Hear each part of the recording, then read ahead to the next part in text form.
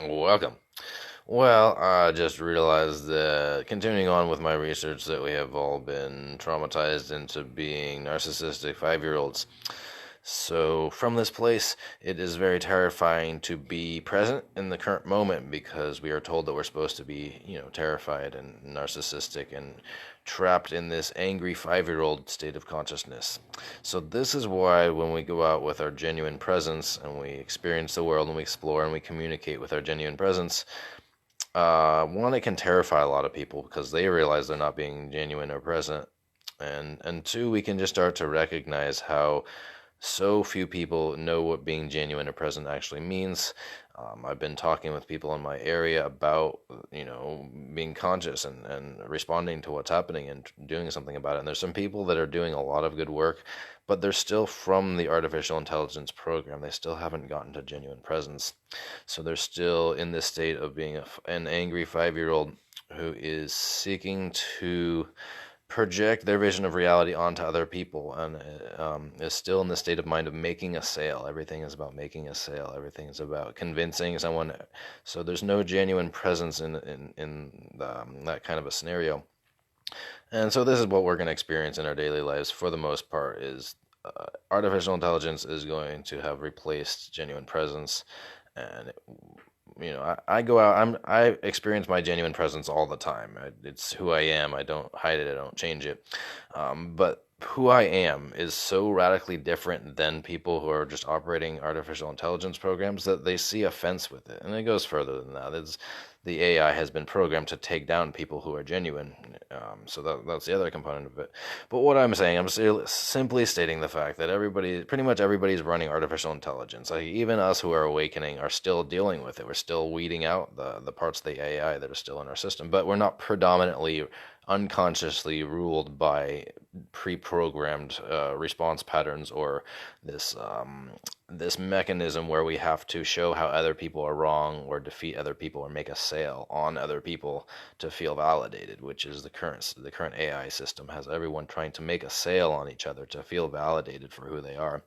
So we can have really great, amazing people that are still caught up in the old system of the AI where they're trying to prove their point and trying to feel validated by winning. And again, this prevents communication from happening. I was talking with this woman who's international. She's international in her efforts to stop the political tyranny and stop the political corruption.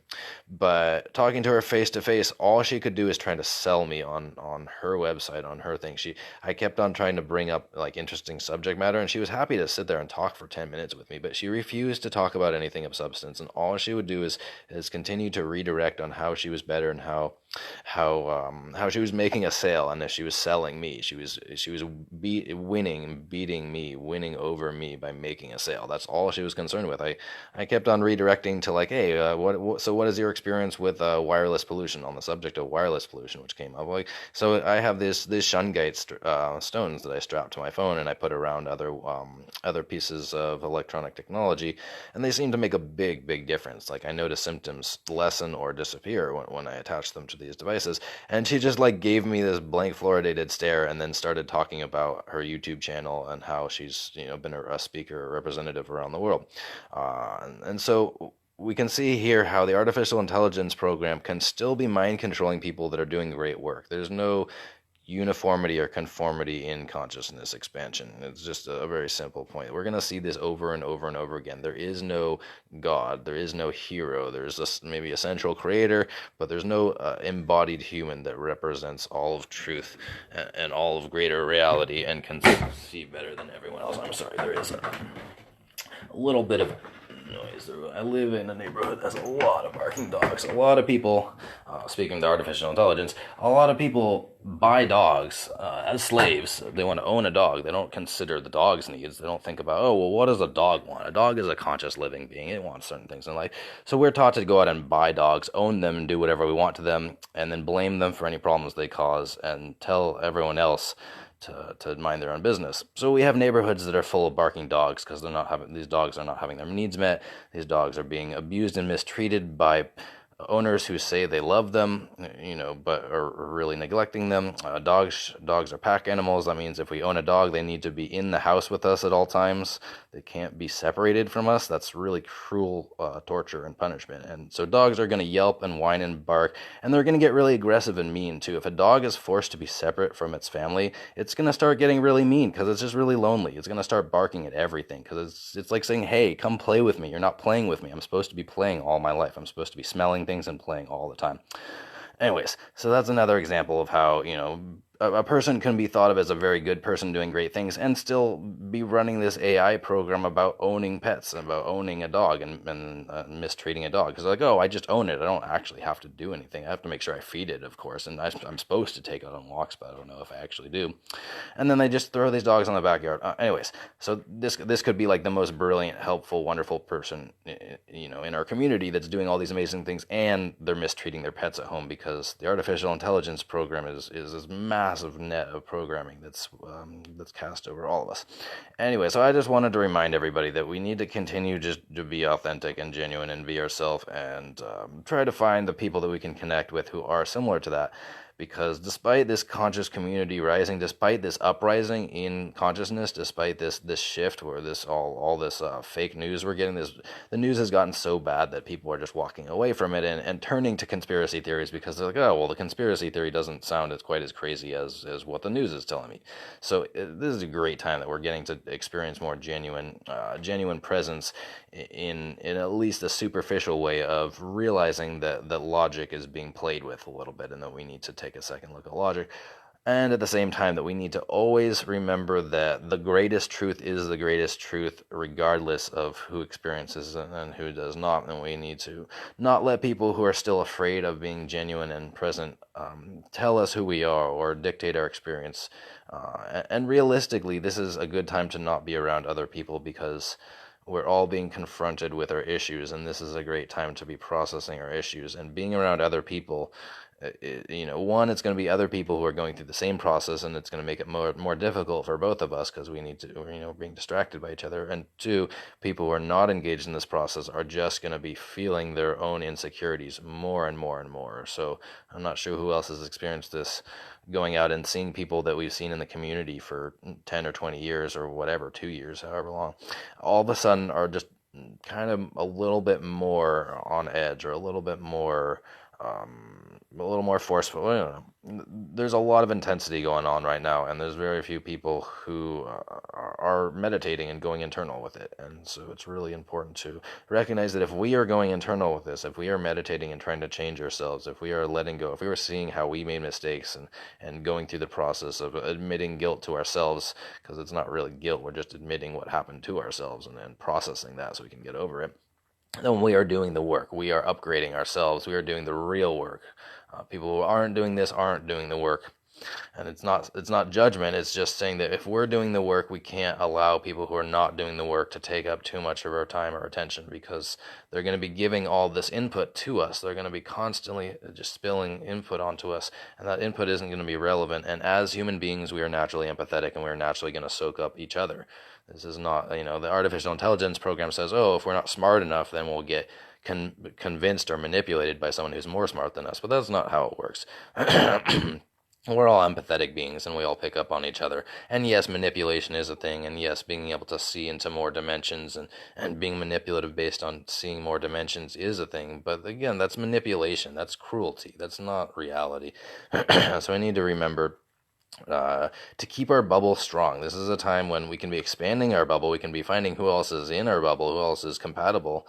But at the same time, we need to be really cautious with our bubbles, because this is the time when we are growing our bubbles, and we let the wrong people in, even if they are the champion of the movement, if they themselves are not currently able to be present and they are stuck in this artificial intelligence program of pushing their narrative and pushing their business and pushing their success, and are not dialing into the individualistic details and not dialing into being present in the moment, we need to be ready to discount these people, to kind of just not have them be in our lives. We can appreciate what they're doing. We can even participate in some of the good things they're doing. Again, I'm talking about people, we're basically basing all of our success on previous success. So a lot of the people whose shoulders that we are resting on, the shoulders that we are climbing up from, are people that are just too entrenched in the system to be present in the current moment. So we can't really get too involved with these people on a personal level because they're doing the best they can. They're doing amazing things, but they're not present in the moment. So we can't just project onto them as if they are this ultra conscious person, even if they were doing all this amazing work. It's this weird dynamic that we all have to face, that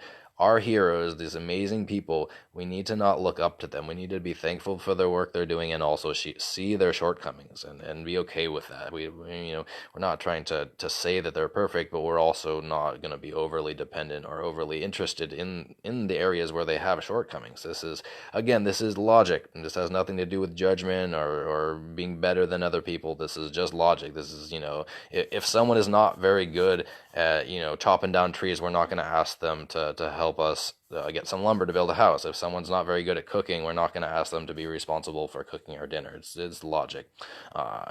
This person who's horrible at cooking and might accidentally food poison people because they don't know anything about cross contamination might be a brilliant writer who can represent people in court, or who can clarify people's ideas through creative process. But they might be horrible at cooking and might end up killing people if they were told to cook.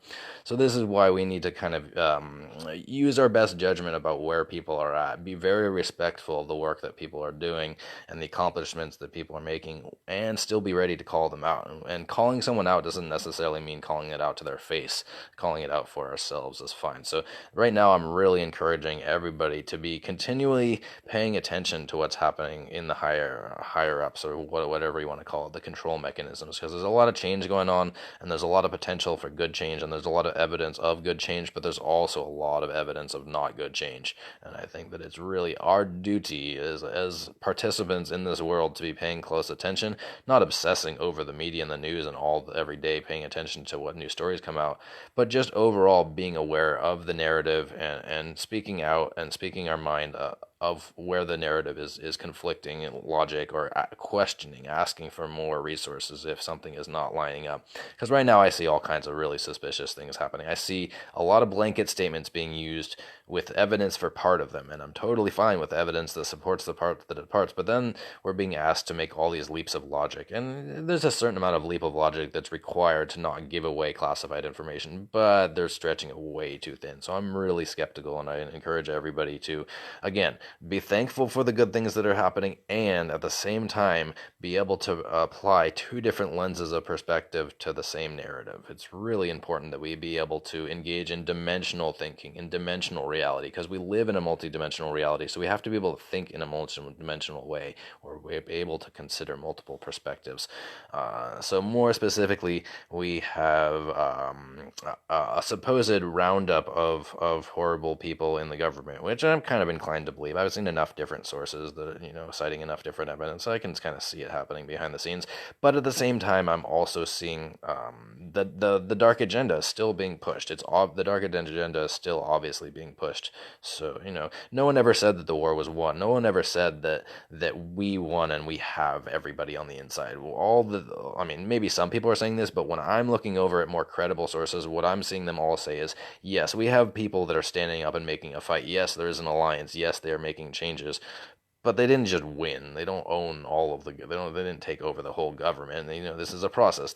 They're fighting with the people who believe in their hearts and morality. Basically what happened is people in the intelligence community, the people who are the highest levels of manipulation, started to see how evil these things were, and at a certain point they gave up any illusions about being for the greater good. They gave up any illusions that what they were doing had any source of good, despite what they were told. And they realized that large amounts of pedophiles and large amounts of people stealing money and large amounts of people making other people sick just was not tolerable as a human being. And so the intelligence community started leaking a lot of this information because they were receiving it all the time. They were being told to cover up and ignore all this horrific information all the time. So it became a matter of routine that they're like, well, we kind of have to tell the world what's going on here because we're feeling that we're human and this is inhuman.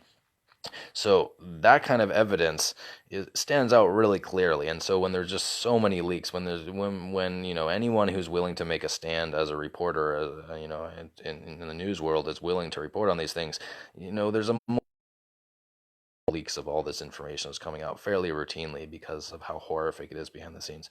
But I would not cross that over to say the fact that, like the fact that they are taking children and doing horrible things to them. I think we've all known about for a long time. Someone was taken from a child care facility in this town 25 years ago or so. It kind of brought that awareness to this whole town that there are people who go around abducting children. So everybody who lives, this is a fairly small town, so everybody who lives here, at least who was aware during the 90s of the news, is aware that this kind of thing happens. It was a big deal. The family made a huge deal about it. See, if there wasn't much of a family, if the family didn't make a big deal about it, these people get abducted and we never hear from them again, and no one makes a big deal. But this is, a small town. The family really loved their daughter, and they made a really big deal about it. So everybody in the town heard about it. It was about 2 or 3 years that it was a constant news story. It was a constant meme within the culture.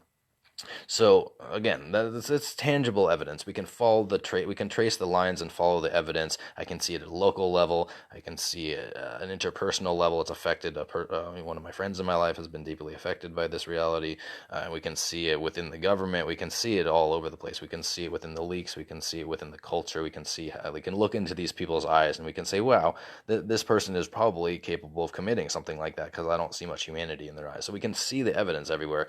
But when they're telling us just to stay home and they're fining us for going out to parks, they're using the law to punish us when we are communicating with each other in groups. I don't care what they say about virus spreading. The cold has never stopped people from gathering ever. This is stupid. So when they're telling us when they're basically enforcing martial law without declaring it, this is not okay. This is a giant leap of logic. This is not just stay home so your kids don't get abducted. These kids are not going to be randomly, suddenly a bunch abducted over a couple of months of political change. I mean, maybe from certain key areas. So yeah, it would make sense if they shut down, Italy or in DC. If they identify these hotspots where this activity is really taking place and they shut down major cities, that would make sense to me. But shutting down everything is just, it's so unhealthy. It's causing so much damage. It's causing so much. This is how they fuck with us. This is how they torture us, is by crashing our economies and releasing viruses and telling us to be afraid. They're just fucking with us right now. So yes, there's a war behind the scenes and between the people that are just fucking with us and the people who don't really want to be fucking with us. They want to be changing the system. But obviously, one side has not won because we're receiving information of both very positive and very negative things. I am very recently become more not necessarily pro politician, but I'm seeing how the current presidency is being used by people behind the scenes for good ends. But I'm also seeing how the current presidency is used to fraud, used to what do you call it, corruption. Like the whole system is corrupt, and so no one within the system is not corrupt. Is basically what it comes down to. That's how the system works. So there's gonna be a lot of double dealing and a lot of I don't think that there's any commitment to make any positive change unless it's to try to counteract something that's horrific and also in someone's best interest. So we're not out of the politics game.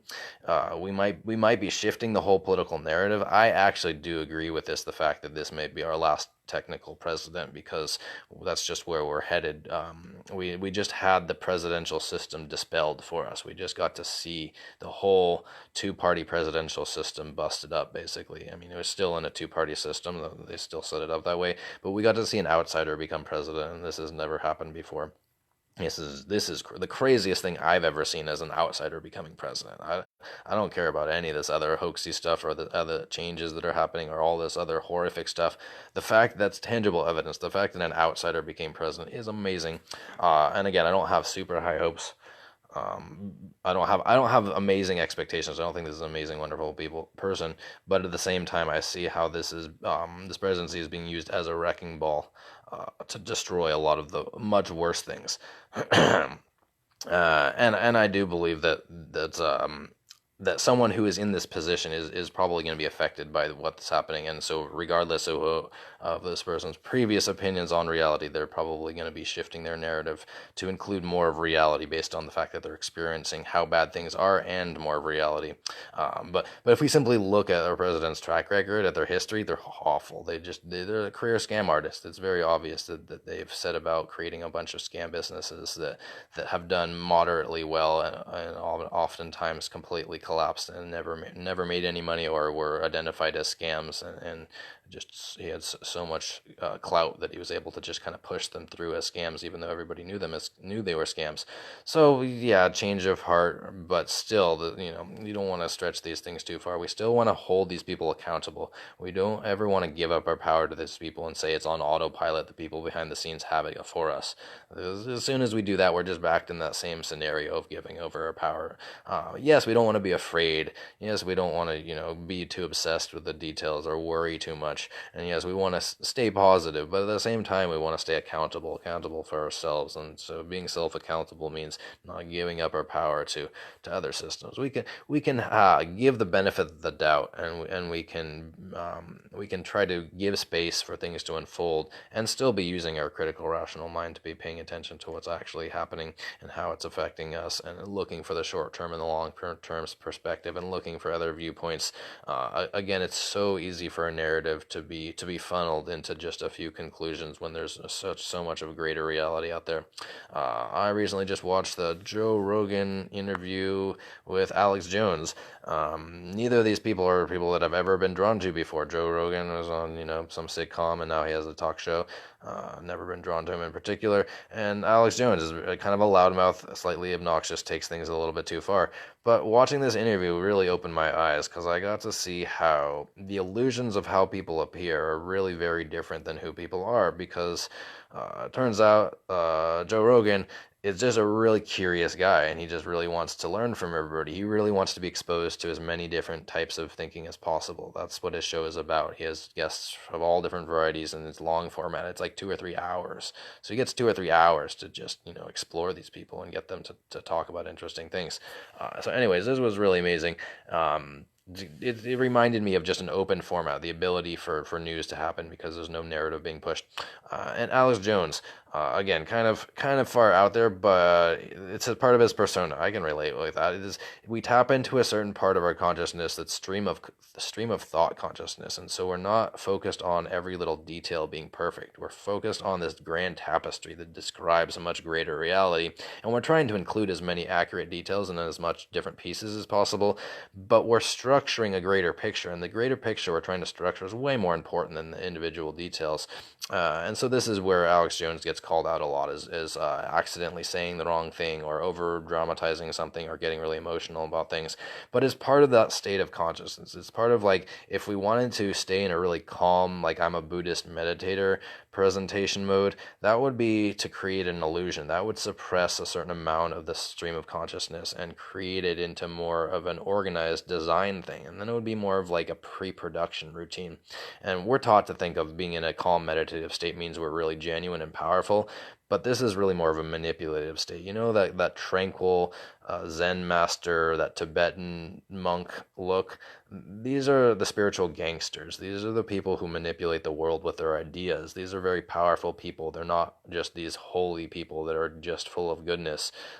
These psychic warriors, these monks, these are people with their own interests, and they follow political parties, and they are entrenched in control mechanisms, and they're very powerful spiritual people who change world narratives with a few words. They are the people who came up with the phrase, "The pen is mightier than the sword." These are the people who can write simple sayings which describe reality, which boggle people's minds, unlock people's minds, and also change the narrative of reality.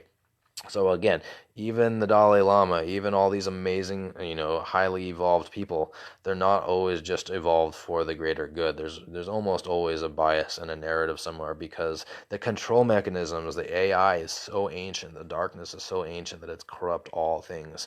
And there's very few things outside of its control, because awareness is not uniform in its expansion. Awareness explores and expands as it is able to, but there's no such thing as unlimited self-awareness. process. We have to continually be looking back at ourselves. This is not an automated process.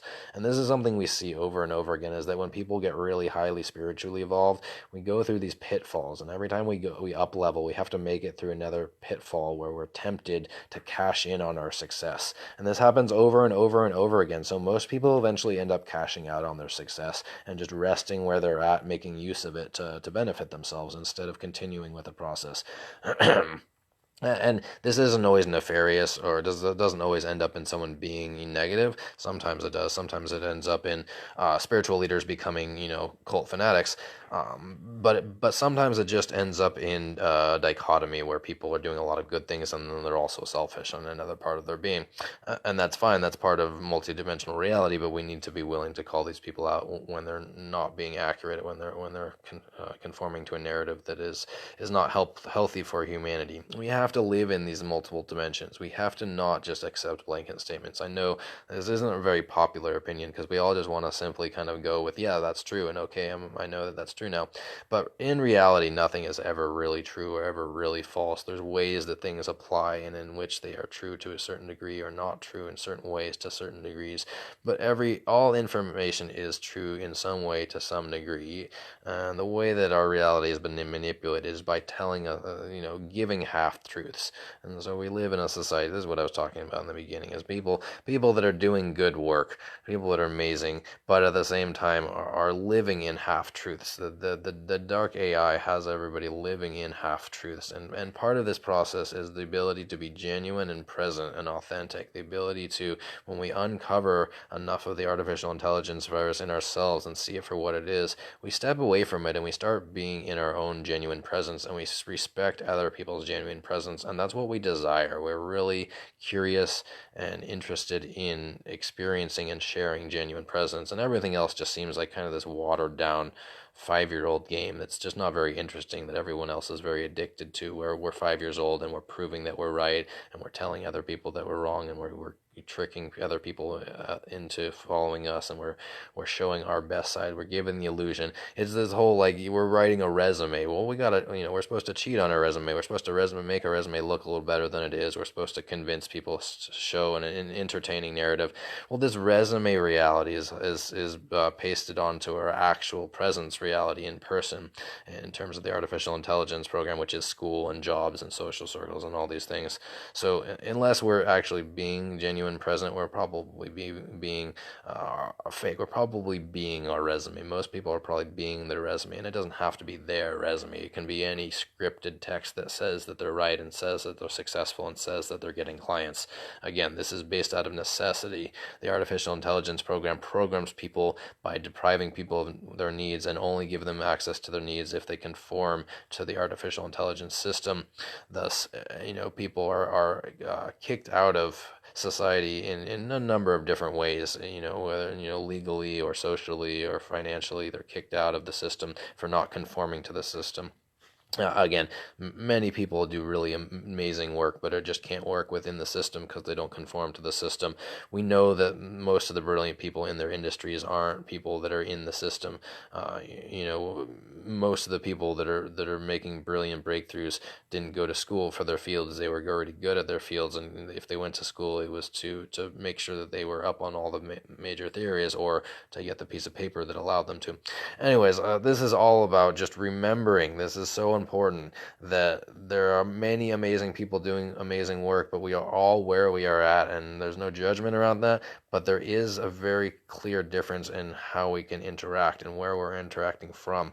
And it's really important that if we are genuine, to not conform to interacting with people who are not genuine. It will just continue to tear us down and continue to cause problems. And we can get to the point where we can be the angel, be the person who is not affected by this, be the person who is spreading the good information. But at the same time, we're also accepting a lot of other people's energy. Even if we have a strong field, we're accepting it, and we have to be conscious of that. And it's sometimes we're fine and we're able to do this. I've had experiences where I could walk into crowds of hundreds of people and do healing work for 10 hours and do that for a couple days in a row, and I never felt drained or uncomfortable at all. I felt aligned, so I was functioning. But we need to be making sure that we are feeling aligned and functioning when we're going out in this way, because it's so easy to get caught up in a narrative, or it's so easy to just experience genuine connection and desire genuine connection, but people aren't willing to give it, and so we're only going to be disappointed, or we're only going to get caught up in the system. This just happens over and over again. Like, I have an interesting conversation with a genuine person, and someone else kind of jumps in as a very interesting or interested person, and then they might not actually have genuine presence, so they're just kind of interested in the fact that something is interesting is being said.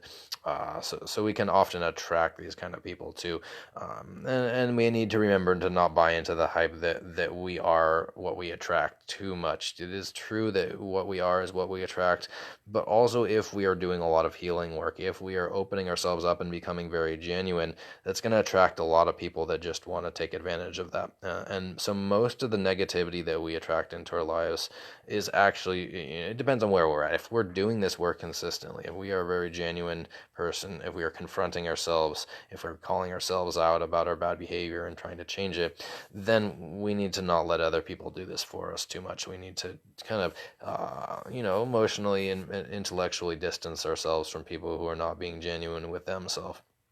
And again, I wouldn't make such a big deal about this if it wasn't for the fact that no one talks about this. I don't.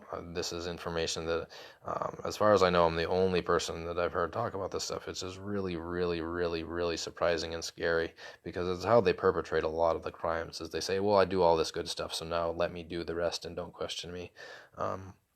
It's this parental narrative that says, look, I struggled and I created solutions and I put up with a lot of difficulty. Now let me do whatever I want with you and don't stand up for yourself anymore. So this kind of paradigm is repeated within social culture, and so anybody with a sense of entitlement wants to feel like they are being validated for that entitlement, which is again this slave derogatory psychology of trying to project onto others how we're better than them. Prevents any genuine dialogue from ever happening. Like I said, this woman at the farmer's market was going around, she's international, she's, spoken at large events around the world, but at the same time, she couldn't drop the narrative of I'm making a sale, you're the younger person, I'm the intelligent professional and I'm making a sale, so I'm going to give my narrative. I'm going to get you to write down what I'm saying. I'm going to get you to go to my website, and any other conversation is me redirecting you to go to my website. Just really insanity. This is derogatory insanity, even, and again, I don't just call these things out and refuse to participate. I'm confused by them slightly, and I explore them because I don't see them as being genuine, but I see the person as being interesting, so I explore and I say, oh, well, are you capable of having a genuine dialogue? Are you, just kind of running your AI because you're used to other people that are running AI? So I try to engage in genuine dialogue. Say, hey, well, we're talking about how these technologies that are used against us cause us so many problems and what we can do about it. So I just, showed her my phone. I'm like, look, I'm, putting these ShunGuide on my phones, and it looks like about this quantity of ShunGuide seems to work for this phone to minimize its negative effects. And I, again, like, got a blank fluoridated stare at me, like who is this person? What are they talking about? And then she went back to talking about her website again. So again, like, if this is happening on a local level, if this is someone who's a government watchdog person who's been doing this for over 10 years around the world, just imagine what our president could be doing, if they're making a lot of positive change, but also still working with a lot of false narrative and a lot of just alpha dominance and not really caring about reality. So we just need to continue to pay attention, and genuine presence is not replaceable by anything else. We need to be able to make that distinction and make that separation for our own sanity, just so that we can continue to progress in our own world without getting bogged down and trying to figure out someone else's problem, because that's all this. People who are not in genuine presence will generally be resentful of people who are in genuine presence because they're terrified, and they also see it as the higher truth, so they're afraid of going there and they want it, so they'll project all their problems onto other people that are in that state of genuine presence. So yeah, it means that we have to be really, really aware, and we have to keep an open mind to the greater realities, and that doesn't mean accepting other people's greater realities. That means seeing the architecture of greater reality and allowing pieces to fall in their place. Like, genuine presence it can't be replaced. I know I'm being very repetitive, but part of this is because I've never heard anyone talk about this before, and I want to make sure that it's really clear. This concept really stands out because it'll solve so many problems. So much of our cognitive dissonance, the people who are awakening and having to go through this process of cognitive dissonance, so much of what we're dealing with is just the people that we're close to, the people that we know or look up to, the people that support us, the people that are helpful, the people that are smart or talented or good at what they do, the people who have done all the work for us are still not in their genuine presence, and so we can only benefit from their work, not from their presence and not from their narrative. This is just such an important distinction to make. So I would love to hear in your own words how you've seen this in your life, or how you make this distinction for yourself. Just every single day, every single moment. I mean, we can be doing this with ourselves. Like I said, the artificial intelligence is in all beings, so we all still have this, even if we're working on it. We can be doing this with ourselves. We can be calling ourselves out when we slip into judgment, or slip into auto routine, or slip into an automated thought process, or slip into an emotional pattern. It's okay that we had it. We can just slip ourselves out of it, back into presence, back into the present moment, saying the curiosity of right now is way more important than any conclusion that I've ever made before. And we're back. All right. I hope you have a wonderful rest of your day.